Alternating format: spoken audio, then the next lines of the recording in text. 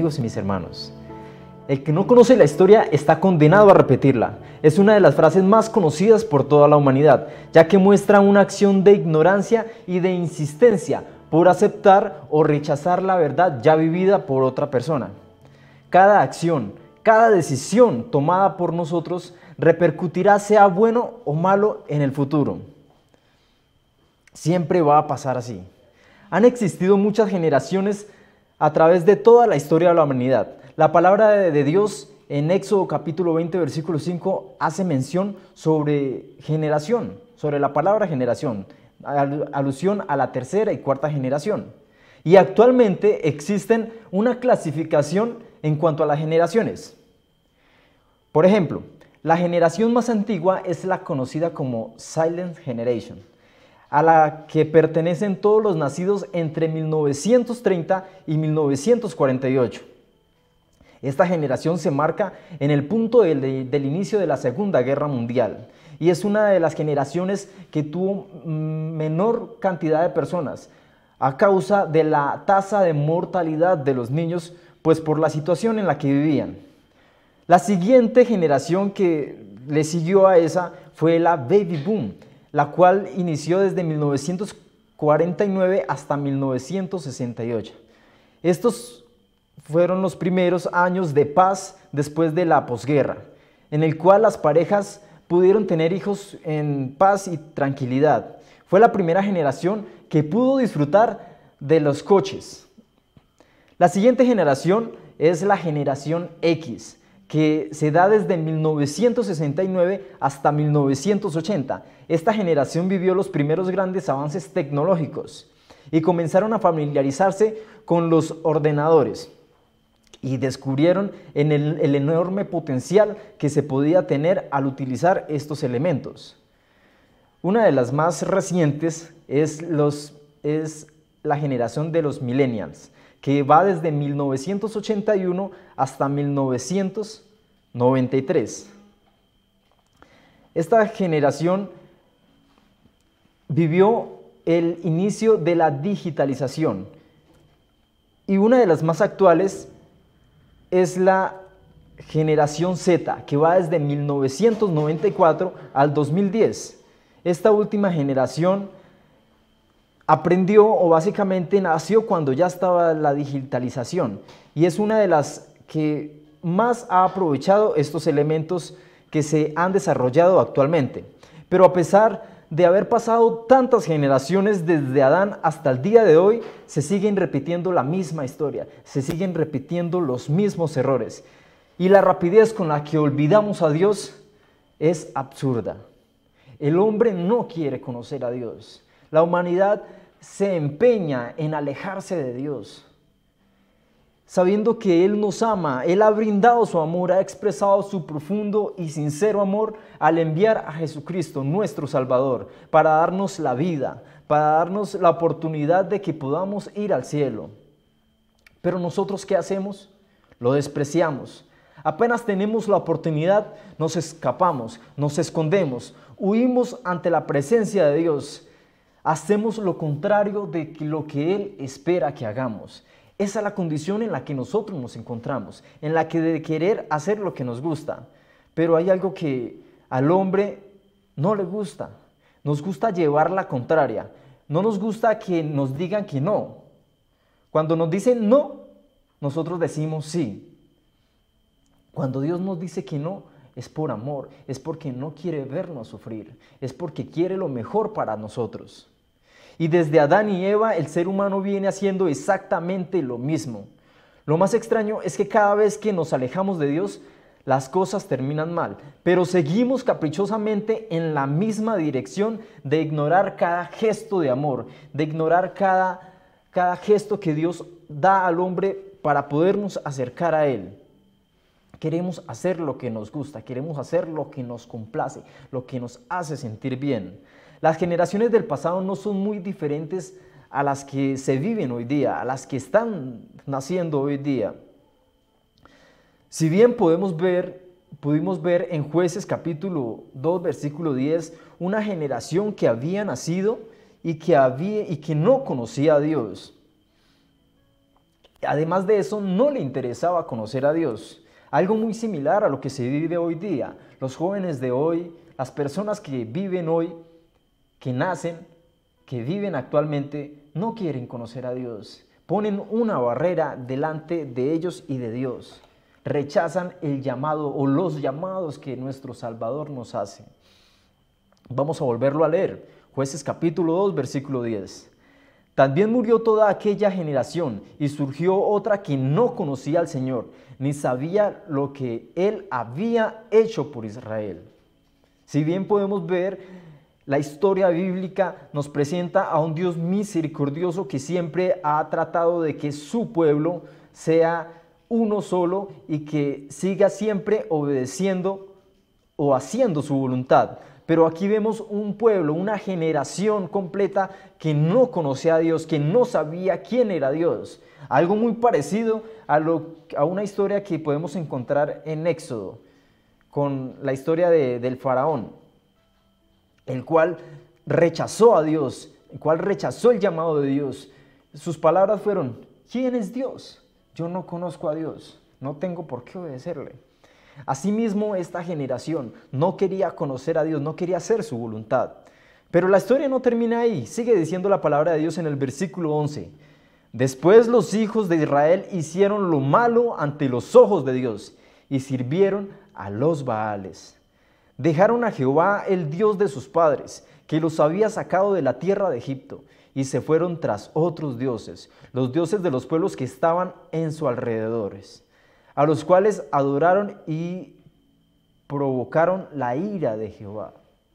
Si bien podemos ver la historia, cada vez que el pueblo de Israel se aleja de Dios, hace su voluntad y no la de Dios, siempre es castigado, siempre se le hace un llamado, siempre se le amonesta para que vuelva al redil. Pero no, este pueblo era rebelde, este pueblo era cínico, era un pueblo que no quería obedecer a Dios, que quería adorar otros dioses, dioses que estaban muertos y no al Dios verdadero. Habían visto los milagros que el Señor había hecho, pero aún así no les importaba y decidieron no conocer aquellas cosas que el Señor había hecho por su pueblo.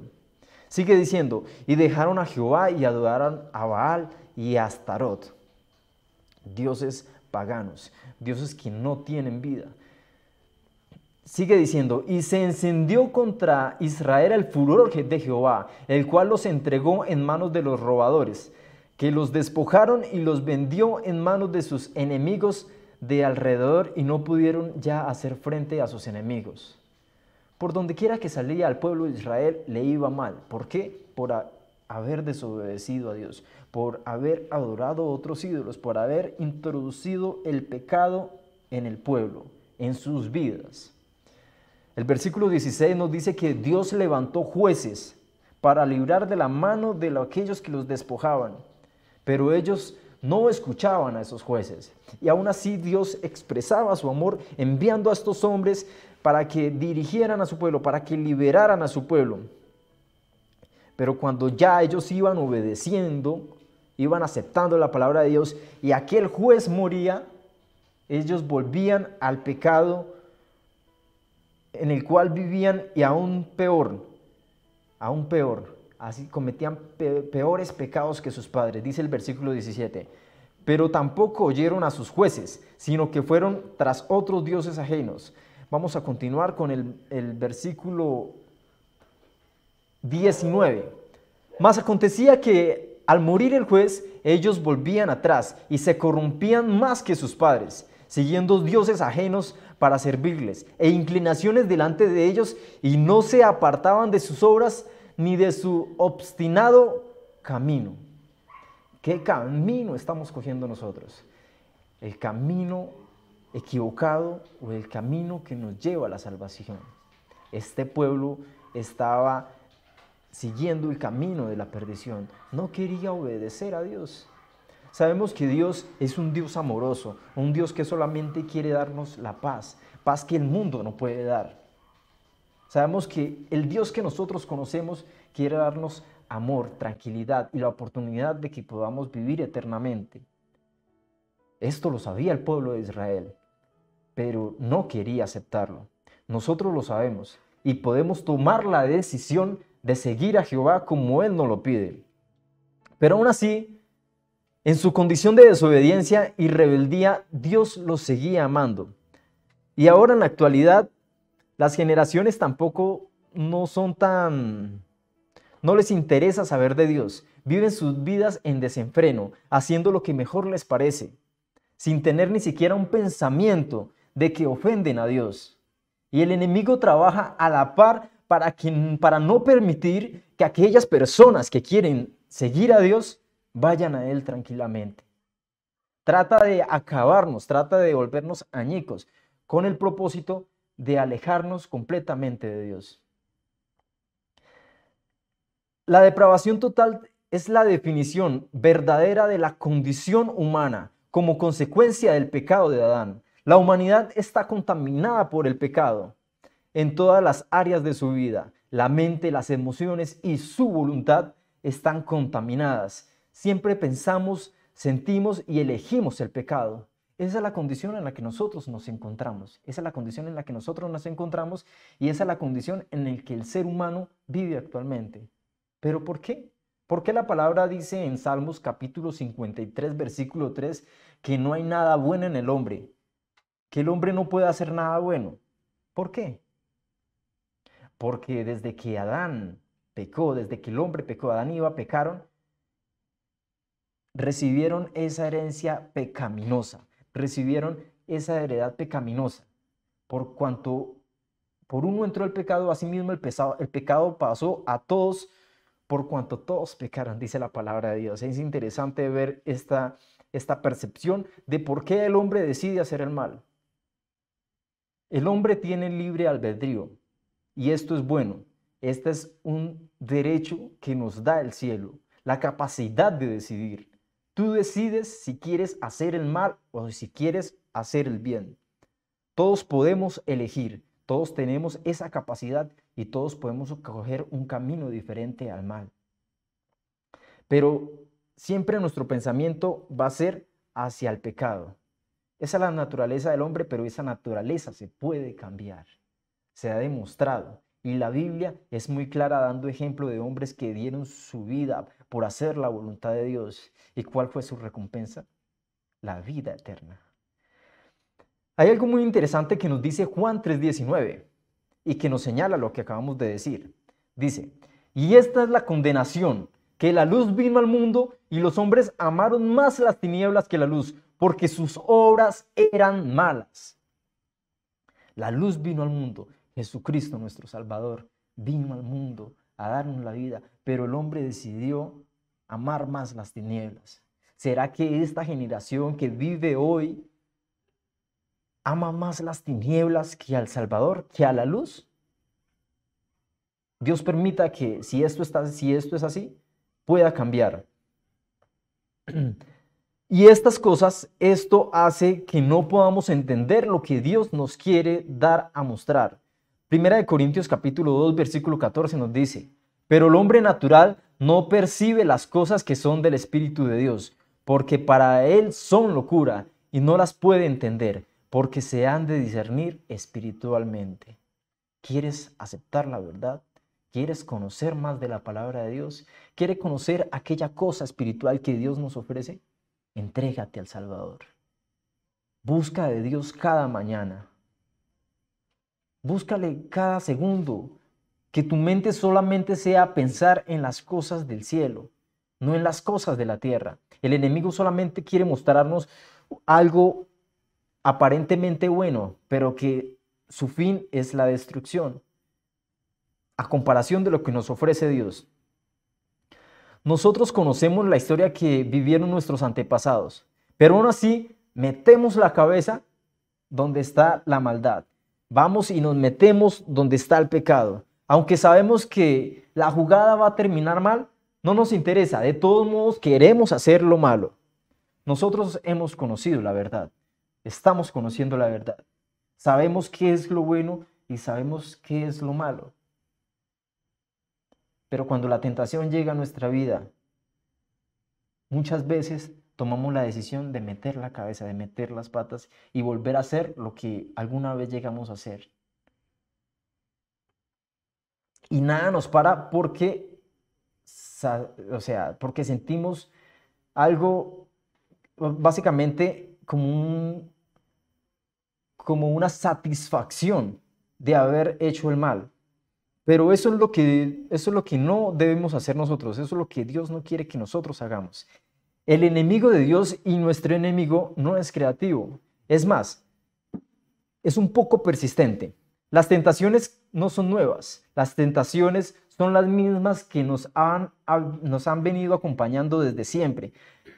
El enemigo no aparece con nuevas y extrañas opciones de pecado. Son siempre las mismas. Siempre ha ofrecido al hombre las mismas condiciones para pecar. Él no trae nada nuevo. Él trae siempre lo mismo. Pero como ya nos tiene en los pecados viejos, en las tentaciones viejas, ¿para qué va a traer algo nuevo? Ya con eso nos tiene en sus manos, si nosotros se lo permitimos. Si no le pedimos a Jesucristo que nos ayude, que nos dé la fuerza para vencer. Filipenses 4:13 nos dice, todo lo puedo en Cristo que me fortalece. ¿Qué más que confiar en su palabra? ¿Qué más que confiar en su promesa? A Él no le interesa tu salvación. Lo único que le interesa es ver llorar el corazón del Padre. Si para esto tiene que hacerte pecar, hacerme pecar a mí, Él lo hará y hará cualquier cosa para que nosotros vivamos en el pecado, para que nosotros nos pudramos en el pecado. Algo importante que debemos conocer y que debemos aceptar es que a Él no le interesa su vida y mi vida. Él solamente nos quiere ver condenados, pues ese es el fin que le espera. Él solamente nos quiere ver arruinados. Él solamente nos quiere ver arruinados. Y nosotros vivimos jugando a las escondidas con Dios y permitiendo que el enemigo nos encuentre, que nos hace caer una vez más en la misma trampa para luego decirnos que no podemos volver ante el Padre Celestial, ante sus brazos, que sin duda Él los tiene abiertos desde siempre, esperando que nosotros vayamos a Él, que nos arrepintamos y hagamos su voluntad. Parece no parece un poco inteligente de nuestra parte hacer lo malo.